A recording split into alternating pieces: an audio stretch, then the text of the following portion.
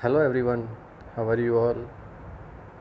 Today in part 3, we will learn chapter 2 from trade to territory the company establishes power.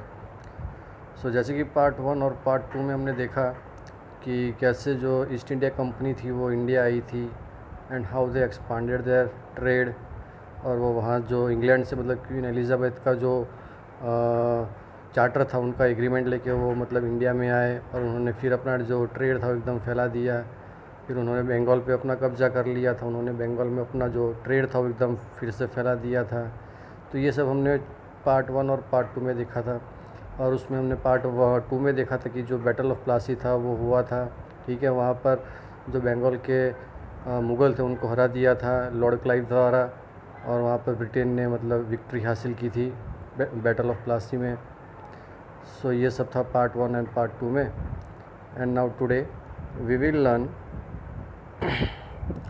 Company officials become nabobs, मतलब जो company के officials हैं उनको नैबोब्स क्यों कहा जाता था उसके बारे में ये है। यहाँ पर क्या था कि जो इंग्लैंड से जो ऑफिशियल्स मतलब यहाँ आते थे इंडिया में, तो उनके लिए ये वर्ड्स है जो नैबोब्स को यूज़ किया गया था। तो मतलब ये नहीं है कि जो ईस्ट इंडिया कंपनी पहले आई थी, इसमें यह है कि जो एक कंपनी थी इंग्लैंड की, ब्रिटेन की, जो पहले इंडिया आई थी और उन्होंने इंडिया में आकर एक अपना एक पावर और अपनी एक अथॉरिटी यहाँ पर जमा ली थी। But it also means something else, लेकिन उसके अलावा और भी कुछ था। Each company servant began to have vision of living like nawabs, और हर एक कंपनी के जो सर्वेंट थे उनका एक विज़न था कि वो भी एक नवाब की तरह जिए। And after the battle of Plassey, मतलब बैटल ऑफ प्लासी के बाद क्या हुआ कि जो एक्चुअल नवाब थे बंगाल के, उनको तो हम सबको पता है कि उनको मतलब बहुत सारे पैसे देने पड़े थे कंपनी को, बहुत सारे गिफ्ट देने पड़े थे कंपनी के ऑफिशियल्स को। ये सब बंगाल के नवाब को करना पड़ा था वो वॉर हारने के बाद बैटल ऑफ प्लासी। एक और चीज़ कि जो बैटल ऑफ प्लासी है तो वहाँ पर एक पेड़ है, उसका नाम है प्लासा। तो ब्रिटेन को मतलब वो पेड़ का नाम बोलना नहीं आता था, प्लासा, तो वो दे यूज टू प्रोनाउंस प्लासी। तो उसके लिए जो बैटल ऑफ प्लासी है उसका नाम पड़ गया बैटल ऑफ प्लासी।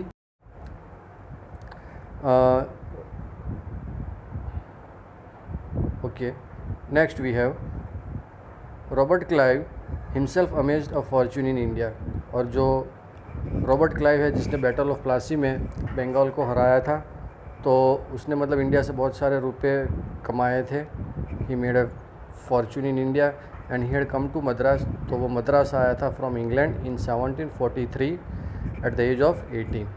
वो अपनी 18 की उम्र में, 18 की एज में वो मतलब इंडिया आया था इंग्लैंड से। And when in 1767 he left India, और जब उसने वो अपना इंडिया छोड़ा तो उसके पास जो वर्थ थी वो वर्थ थी पाउंड 401102। तो उस टाइम पे आप देखने जाओ तो लाखों खरबों रुपए वो यहाँ से इंडिया से लेके गया था।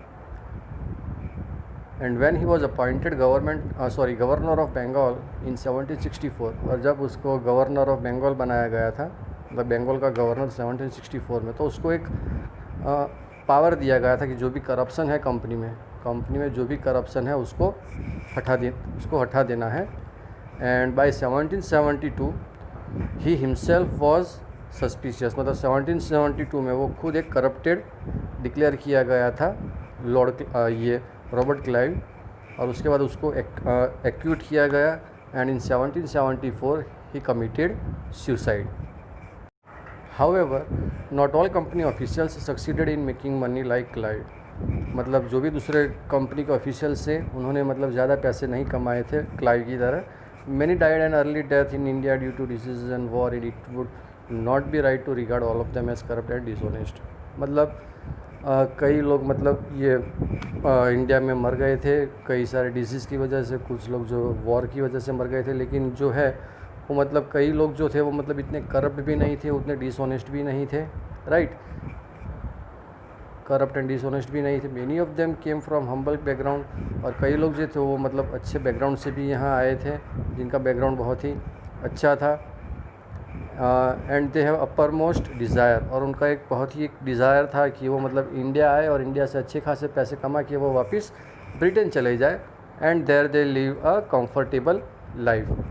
सो those who manage to return with wealth and flashy life and flaunted their riches, मतलब जो भी इंडिया आते थे ब्रिटेन से, वो इंडिया से अच्छे खासे पैसे कमाकर वापस ब्रिटेन जाते थे, और ब्रिटेन में मतलब वो अपनी एक अच्छी सी कंफर्टेबल लाइफ जीते थे और अपने पैसे पे अच्छा सा रौफ जमाते थे, ठीक है। मतलब जो फ्लॉन्टेड देयर रिचेस, और उसकी वजह से उन लोगों को नवाब्स कहा जाता था। And anglicised version of the Indian word nawab, इसका मतलब जो है वो इंडियन वर्ड नवाब है, तो उसका इंग्लिश वर्जन उन्होंने दे दिया nawabs. And they are often seen as upstarts and social climbers in British society, और कई बार जो नवाब्स होते हैं उनका कई बार वहाँ पर अपमान किया जाता था, दे वर रिडिक्यूल्ड, और उनका मजाक उड़ाया जाता था, और उनका मतलब कोई प्लेस वगैरह बनाया जाता था, उनका कार्टून वगैरह वहाँ पर बनाया जाता था नवाब्स का। Next we have company rule expands. Company rule expands mean वो लोग कंपनी को कैसे एक्सपांड करते थे। If we analyse the process of annexation of Indian states, process of annexation मतलब किसी भी चीज़ को हड़पना। तो जो कंपनी है ईस्ट इंडिया कंपनी, उन्होंने इंडिया में कई सारे स्टेट्स को एनेक्स कर दिया था, मतलब उन पर कब्जा कर लिया था, उनको हड़प लिया था। तो 1757 से 1857 तक, मतलब 100 साल तक उन्होंने मतलब जो कंपनी है ईस्ट इंडिया कंपनी, उन्होंने कई सारे स्टेट्स को एनेक्स कर दिया था। और कंपनी जो है वो रेयरली किसी भी टेरिटरी पे अटैक करती थी, क्योंकि उनके पास कई सारे अलग अलग मेथड्स थे, जैसे कि political, economic and diplomatic methods थे जिनसे वो कोई भी स्टेट्स या कोई भी किंगडम को वो एनेक्स कर लेती थी। जैसे कि मान लो 2 स्टेट है, वो दोनों स्टेट्स को मतलब आपस में लड़वाती थी, और जो भी मतलब इसमें से कमज़ोर होता तो वो इसके ऊपर एनेक्स कर लेती, उसको वो जीत लेते और वो किंगडम को उसके अंडर में ले लेते थे। सो ये था कंपनी रूल एक्सपांड्स। और दूसरा था कि after the battle of Buxar 1764, मतलब बैटल ऑफ बक्सर 1764 में हुआ, and the company appointed residents in Indian states. तो कंपनी ने जो है वो इंडियन स्टेट्स है वो उसमें अपने रेसिडेंट बिठाने शुरू कर दिए। रेसिडेंट मतलब एक तरह का पॉलिटिकल और कॉमर्शियल एजेंट, जो मतलब जो भी राजा महाराजा होते हैं उनकी सारी बातें वो कंपनी को पहुंचाते थे। और through the residents of the company officers began interfering. तो रेसिडेंट्स ने क्या किया कि कंपनी के जो भी ऑफिशियल्स होते हैं उनमें वो इंटरफियरिंग करना शुरू कर दिया उन्होंने। जो भी इंटरनल अफेयर्स होते हैं उसमें उन्होंने दखलंदाजी करना शुरू कर दिया। And they try to decide who was to be the successor, और वो रेसिडेंट ही डिसाइड करता कि कौन सक्सेसर होगा, and who will be the throne, मतलब अगला राजा कौन बनेगा, and who was to be appointed in administrative post, मतलब जो एडमिनिस्ट्रेटिव पोस्ट है वो किसको मिलेगी। And sometime the company force the states to into a subsidiary alliance. और कंपनी ने क्या किया फिर उसके बाद सब्सिडरी अलायंस लगा दिया था इंडिया में। So according to the term of this alliance, Indian rulers were not allowed to have their independent arms। तो सब्सिडरी अलायंस जो है वो सबसे इम्पोर्टेंट पॉइंट है जो एग्जाम में शायद आ भी सकता है। तो जिसका मतलब है according to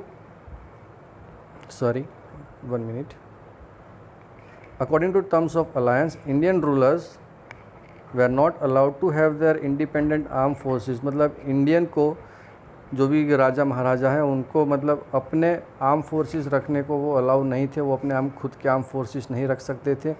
they were to protected by the company. और जो कंपनी है तो कंपनी की फोर्स उनका प्रोटेक्शन करेगी किंग का, ठीक है।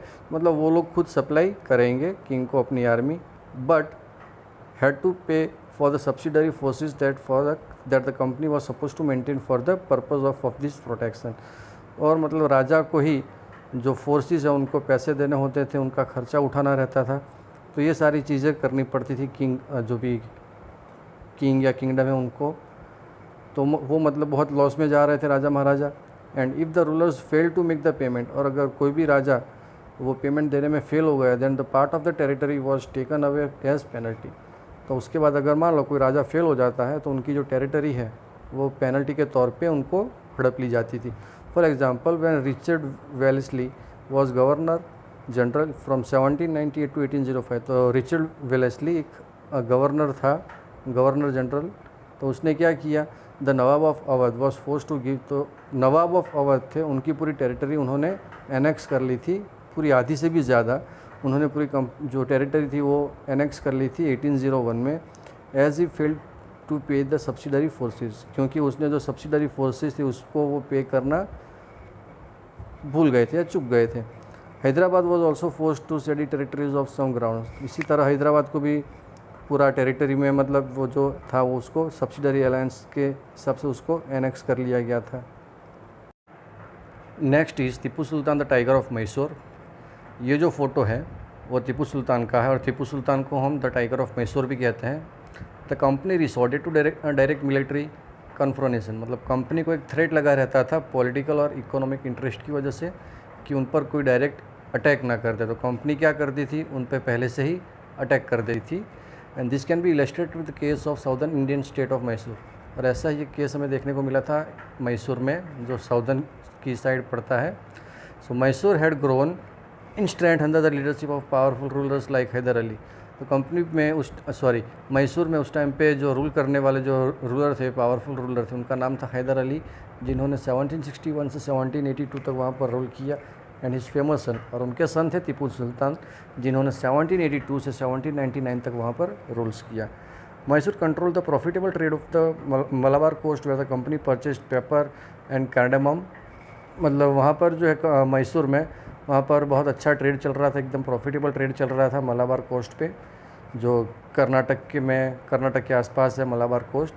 और कंपनी जो है वो वहाँ से मतलब पेपर मतलब काली मिर्च और कार्डामम मतलब इलायची है थी, वो उनको खरीदती थी।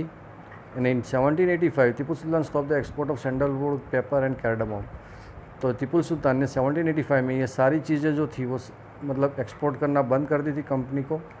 एंड वहाँ पे जो लोकल मर्चेंट्स थे from trading with the company, उनको भी मतलब मना कर दिया था ये सब एक्सपोर्ट करने को।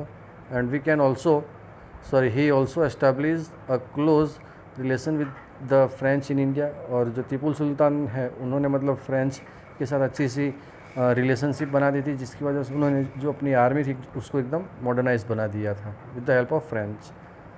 And the British were furious, तो ब्रिटिश जो थे वो एकदम घबरा गए थे। And they saw Hyder and Tipu as ambitious, arrogant and dangerous. उन्होंने देखा कि जो हैदर और टीपू है वो एकदम एम्बिशियस है, एकदम एरोगेंट है, उनके लिए एकदम खतरा जैसे है ये दोनों। So rulers who had to be controlled and crushed, और उन्होंने सोचा कि अब उनको तो मतलब हराना ही पड़ेगा। तो वहाँ पर मैसूर और ब्रिटिश के बीच में 4 वॉर हुए 1767 से लेकर 1799 तक। So only in the last, मतलब जो वॉर था उसमें जो सबसे लास्ट वॉर हुआ बैटल ऑफ सेरिंगपट्टम, वहाँ पर जो मैसूर था उन्होंने वहाँ पर मतलब हार गया था वॉर में। And did the company ultimately win a victory, और उसके बाद जो कंपनी है ईस्ट इंडिया कंपनी, उन्होंने वो वॉर जीत लिया था। Tipu Sultan was killed defending his capital Seringapatam. तो जो टीपू सुल्तान है वो अपने ही कैपिटल में सेरिंगपट्टनम में ही हार गए थे। And Mysore was placed under the forming ruling dynasty of the वोडियार्स। तो मैसूर में जो पहले हैदर अली और टीपू सुल्तान के पहले जो रूलर थे वोडियार्स, उनको फिर से वापस मैसूर में बिठा दिया गया और उनको वहाँ पे रूल करना दे दिया गया। ये जो पिक्चर है वो टीपू सुल्तान ने बनवाई थी, जहाँ पर ये जो टाइगर है वो एक इंडियन है और नीचे जो आप दिख रहे हो वो एक ब्रिटिशर्स है, जहाँ पे जो ये टाइगर वो ब्रिटिशर्स को खा रहा है। और ये जो पेंटिंग आप देख रहे हो इसमें ये जो टीपू सुल्तान है वो अपने दोनों बच्चों को हॉस्टेज की तरह, मतलब हॉस्टेज के रूप में दे रहा होता है कॉर्नवालिस को। तो कॉर्नवालिस जो है वो कौन था कि जो सब्सिडरी अलायंस सिस्टम आया था उसने उसको फॉलो करवाया था। So the company forces were defeated by Hyder Ali and Tipu Sultan in several time. तो टीपू सुल्तान और हैदर अली ने कंपनी को कई बार बैटल्स में हराए थे, but in 1792 attack by the combined forces of Marathas, Nizam of Hyderabad and company. और 1792 में हमारे ही लोगों ने, जैसे कि मराठास है, ठीक है, मराठास है, निज़ाम ऑफ हैदराबाद है, ये कंपनी है, तीनों ने मिलकर टीपू सुल्तान पे अटैक किया और उसके बाद उनके दोनों बच्चों को हॉस्टेज की तरह उनको दे दिया गया कॉर्नवालिस को। And British painters always like painting since that showed the triumph of British power. और ये एक पेंटिंग है जो उस टाइम पे बनाई गई थी ब्रिटिश रूल्स पे, ब्रिटिश पावर था तब। So now is war with the Marathas.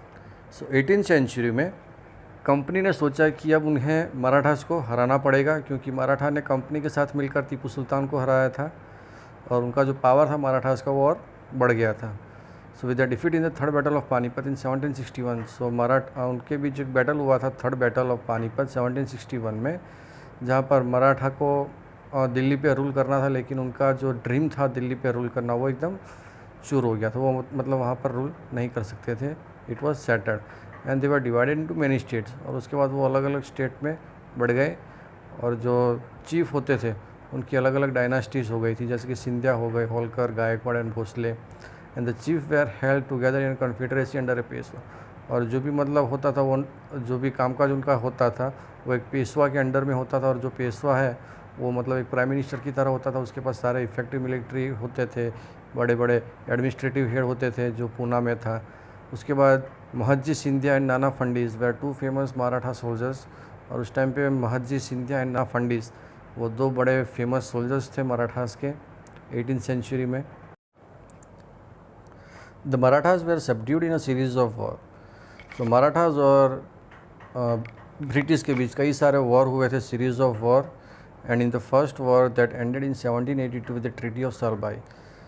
सो 1782 में जो फर्स्ट वॉर हुआ था, तो उसमें ट्रीटी ऑफ सलबाई के तहत ये वॉर ख़त्म हुआ था।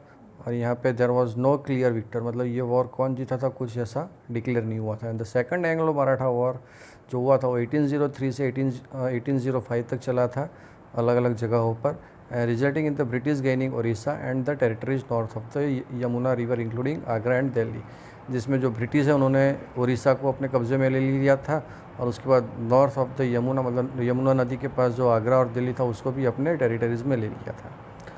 And finally the third Anglo Maratha war of 1817-19 crushed Maratha power. और उसके बाद जो थर्ड एंग्लो मराठा वॉर हुआ उसमें जो मराठास के पावर थे वो एकदम क्रश हो गए थे। मराठा जो था एकदम वो अपना पावर जो थे वो लॉस कर चुके थे। And the Peshwa was remove and sent away to Bithur near Kanpur. और उसके बाद जो पेशवास थे उनको बितूर भेज दिया गया था जो कानपुर के पास है, और उनको पेंशन पे वहाँ पर रखा गया था।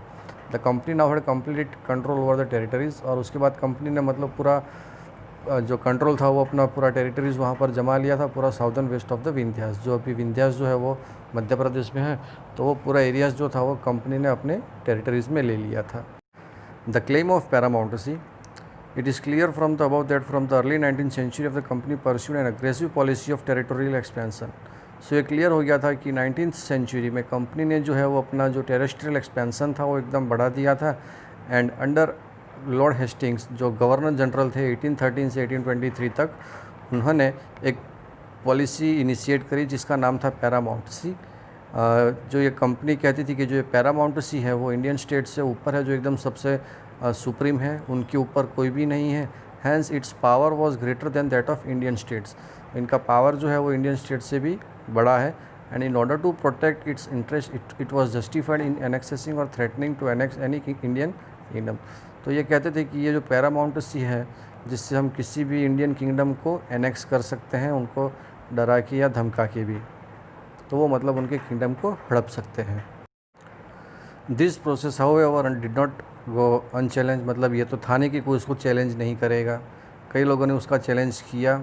जिसमें एक एग्जांपल है when the British try to annex the small state of Kittur. तो ब्रिटिश ने एक छोटा सा स्मॉल स्टेट है कितूर जो कर्नाटक में पड़ता था, जिसमें Rani Chennamma took to arms and led an anti British resistance movement. तो वहाँ पर एक रानी थी चन्नम्मा करके, जिन्होंने वो आर्म्स में आ गई और उन्होंने एंटी ब्रिटिश ये मोर्चा जो रेजिस्टेंस मूवमेंट में आ गई। And she was arrested in 1824, जिनको 1824 में अरेस्ट कर दिया गया और प्रिजन में उनकी मौत हो गई 1829 में। लेकिन उसके बाद रायन्ना करके एक है जो एक चौकीदार था गरीब ऑफ सांगोली इन कित्तूर, सांगोली में कित्तूर में वो एक चौकीदार था, कैरिड ऑन दिस रेजिस्टेंस, जिन्होंने ये रेजिस्टेंस शुरू रखा एंड विथ पॉपुलर सपोर्ट। लेकिन उनको कई सारे सपोर्ट्स थे and he destroyed many camps and records, जिसकी वजह से उन्होंने कई सारे ब्रिटिश के कैंप्स थे जो रिकॉर्ड्स थे उनके वो सब डिस्ट्रॉय कर दी। And he was caught and hanged by the British in 1830। And उनको 1830 में ब्रिटिश के द्वारा उनको हैंग कर दिया गया, उनको मार दिया गया था, जिसके बारे में हम अभी आगे ये चैप्टर में पढ़ेंगे। In the late 1830s the East Indian company became worried about Russia. तो ईस्ट इंडिया कंपनी जो है वो उनको मतलब रसिया से बहुत एक डर लगा रहता था, क्योंकि जो उस टाइम पे जो रसिया है वो एकदम बड़ा फैलता जा रहा था, अलग अलग राज्यों पे अपना रूल जमा रहा था। तो मतलब ईस्ट इंडिया कंपनी को एक डर लगा रहता था। It imagine that Russia might expand across Asia. तो कंपनी को डर था कि कहीं जो ये रसिया है वो एशिया में ना आ जाए, नॉर्थ वेस्ट पार्ट से। नॉर्थ वेस्ट पार्ट मतलब ये आपका जो पंजाब है, राजस्थान है, पाकिस्तान है, वहाँ से वो इंडिया में नहीं आ जाए। So driven by this fear the British now wanted to secure that control over the north west. तो इसीलिए जो ब्रिटिश है उनको बड़ा सा डर लगा रहता था। तो उन्होंने क्या किया, उन्होंने एक वॉर कर दिया अफ़गानिस्तान में 1838 और 1842 में, और वहाँ पर उन्होंने अपनी इनडायरेक्ट कंपनी वहाँ पर जमा दी, अपना वहाँ पर एक रूल कर दिया अफ़गानिस्तान में। Sindh was taken over in 1843। उन्होंने फिर सिंध को भी अपने अंडर ले लिया। Next in line was Punjab. उसके बाद पंजाब की बारी थी। But the presence of Maharaja Ranjit Singh held back in the company. मतलब जो महाराजा रणजीत सिंह थे, जिससे उनको बहुत डर लगा रहता था, लेकिन उसके बाद 1839 में उन्होंने मतलब पंजाब पे हमला कर दिया। 2 prolong war way fought with the Sikhs. और उसके बाद 2 वॉर हुए सिख के सामने, जिसमें 1849 में उन्होंने पंजाब पे अपना एनेक्स जमा दिया था। उन्होंने पंजाब को अपने कब्जे में ले लिया था। Then we have the most important topic, doctrine of lapse. The final wave of annexation occurred under Lord Dalhousie, who was the Governor General from 1848 to 1856. मतलब फाइनल वेव ऑफ एनेक्सेशन आया, जिसको लाया गया लॉर्ड डेलहाउसी द्वारा, जो एक governor general थे 1848 से लेकर 1856 तक। And he devised policy that came to be known as the doctrine of lapse. और जो ये लॉर्ड डेलहाउसी जो पॉलिसी लाए थे, वो पॉलिसी का नाम था डॉक्ट्रिन ऑफ लैप्स। और ये the doctrine lapse declared that if an Indian ruler died without a male heir, his kingdom would lapse। मतलब ये पॉलिसी में ये था कि मान लो अगर कोई भी इंडियन रूलर है जिसका कोई मेल हेयर नहीं है, जिसका कोई मेल बच्चा नहीं है, जिसका कोई मतलब बायोलॉजिकल सन नहीं है, उसका जो किंगडम है वो लैप्स कर दिया जाएगा। मतलब उसका जो किंगडम है उसको हड़प लिया जाएगा। Become part of company territory and one kingdom after another was annex simply by applying this doctrine. उस जो जब ये डॉक्ट्रिन ऑफ लैप्स आएगा, उसके बाद कई सारे किंगडम्स जो है वो एनेक्स कर दिए गए। और जो सबसे पहले किंगडम था जो एनेक्स हुआ वो था सतारा 1848 में। उसके बाद कई सारे किंगडम्स एनेक्स हुए, जैसे कि संबलपुर, उदयपुर, नागपुर एंड झांसी। झांसी तो हम सब जानते ही हैं। And finally in 1856 the company also took over Awadh. और 1856 में कंपनी ने अवध को भी एनेक्स कर दिया।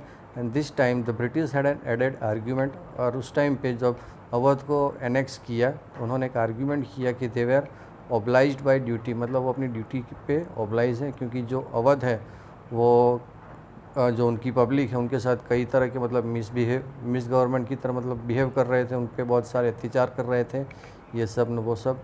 एंड लास्टली 1857 में एक रिवॉल्ट हुआ, जिसके बारे में हम आगे ये चैप्टर में पढ़ेंगे।